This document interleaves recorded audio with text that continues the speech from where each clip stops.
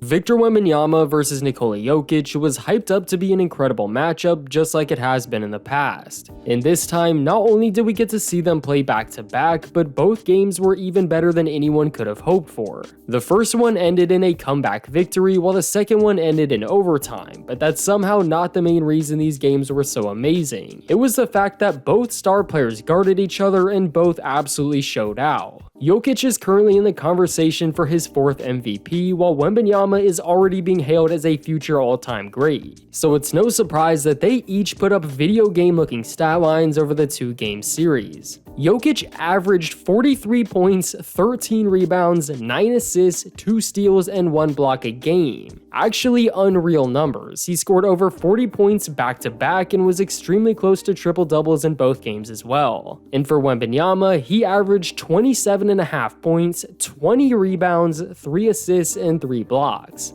I don't know if there's any other matchup in the league that could result in those kind of stat lines. You also have to remember that Wembanyama is just 21 years old, and he literally just turned 21 on the day of their second game, so technically he was 20 for the first one. Another wild thing about these 2 games is that they were on back-to-back days, but in different cities. So they played the first game in Denver, then everyone flew to San Antonio to play the second one. Just a weird decision, the 2 teams could have flown together at that point. But regardless, the first game genuinely felt legendary. 2 overseas superstars going head-to-head on national TV. It doesn't get much better than that. Jokic ended with 41 points, 18 rebounds, 9 assists, and 2 steals while shooting 15 for 36 from the field. So basically your average game from Nikola Jokic. But if he wasn't getting an assist, then he was shooting it. The most shots he has ever put up in a game is 39, and that just happened this season against the Wizards. His second and third most shot attempts in a game throughout his entire career came from this 2-game series, which is really wild knowing he's played 700 games in the NBA. He was his typical offensive system that he's been for the last several years now and is seemingly getting better as time goes on. Not to mention, he was also really solid on defense and was grabbing and fighting for rebounds the entire time he was on the floor. He fills up the stat sheet like very few players can, but he also does a lot of great stuff that doesn't necessarily show up. His screening ability, his hockey assists, and his hustle don't get highlighted nearly enough, especially the hustle part. Jokic isn't the poster boy for a fit body, but that man can run up and down the court for hours. Playing the way Jokic does is incredibly difficult, but running a couple miles and then playing the way he plays is even crazier. But at this point, we've come to expect this stuff from him. I mean, he's a 3-time MVP for a reason. We've almost become desensitized to the stuff he's doing. This is your fair warning to not take what Jokic is doing for granted and appreciate what he's doing while he's still in his prime. And the same exact thing goes for Wembanyama. This dude just turned 21 years old and is already breaking tons of records on both sides of the ball. He finished the game with 35 points, 18 rebounds, 4 assists, and 2 blocks while going up against a multiple-time MVP winner. Not only that, he shot 14 for 22 from the field and 4 for 6 from 3, which is obviously extremely efficient. But his 2 blocks and 1 steal doesn't show exactly how good he was on the defensive side of the ball. Yes, Jokic scored 41 points, but to be fair, he held him to shooting just 40% from the field and truly made him work for everything on offense. There is no stopping Jokic. I think we all know that at this point. You can only try to slow him down, and that's exactly what Wemby was able to do to a certain extent.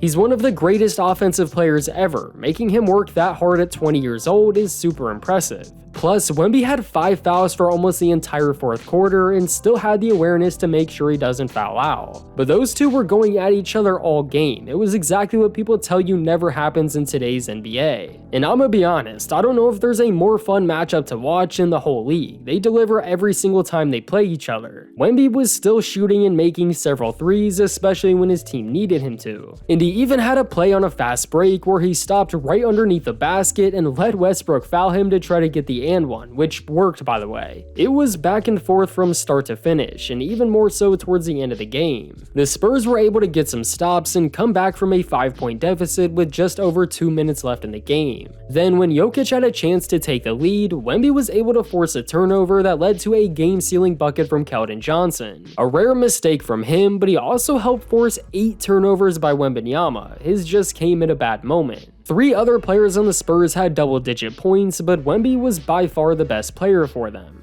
While for the Nuggets, Jamal Murray struggled a bit, shooting just 6 for 17 from the field, but Michael Porter Jr. was able to score a very efficient 22 points. Just a great game all around, and Wemby was extremely hyped after they were able to come out with a win. One thing I will always appreciate about him is how much he takes matchups and games like this serious. He wants to be great, and it clearly shows by the way he carries himself. But we're not done yet. The game in San Antonio was almost just as good. Jokic finished with 46 points, 9 rebounds, 10 assists, 2 steals, and 2 blocks. Genuinely unbelievable numbers, mainly because of what he did just the night before, also again against one of the top defenders in the league. And for Wemby, on his birthday, he finished the game with 20 points, 23 rebounds, 3 assists, and 4 blocks. Just like the first game, they were constantly going at each other, and if one of them wasn't on the court, then it was a completely different game. The Spurs actually played pretty well as a team, and while Denver was winning in the first half, the Spurs completely took over and even had a 10-point lead at the start of the fourth quarter. But the Nuggets fought all the way back before Devin Vassell would get a tough bucket to tie it up. And just like last game, Denver put themselves in position to hit a game-winning shot. Yet Jokic somehow missed the most open shot he had of the entire night, which sent the game into overtime. But once it actually got to overtime, the game was kind of over before it even started. The Nuggets absolutely dominated, and the Spurs would only score 3 points throughout the entire 5 minutes, where they'd go on to lose by 11. Denver was able to avenge their loss from the night before, although it does suck because the game wasn't on national TV like the first one was. So everyone got to see the Spurs win, but only people with League Pass were able to see the Nuggets get their revenge. Also, one more thing about the games that I want to highlight is how much they both respect each other. Jokic went from the 55th pick and drafted in the middle of a Taco Bell commercial to becoming literally one of the greatest offensive players of all time. Everyone, even if you don't know basketball, can respect that. And for Wemby, it was almost the complete opposite. He was one of the most hyped first overall picks of all time, and so far has actually lived up to it. They're both doing and have done things that deserve a lot of respect, and both acknowledge that. They've talked about how much they respect each other several times now, and they even got to play over the summer during all the Olympic stuff.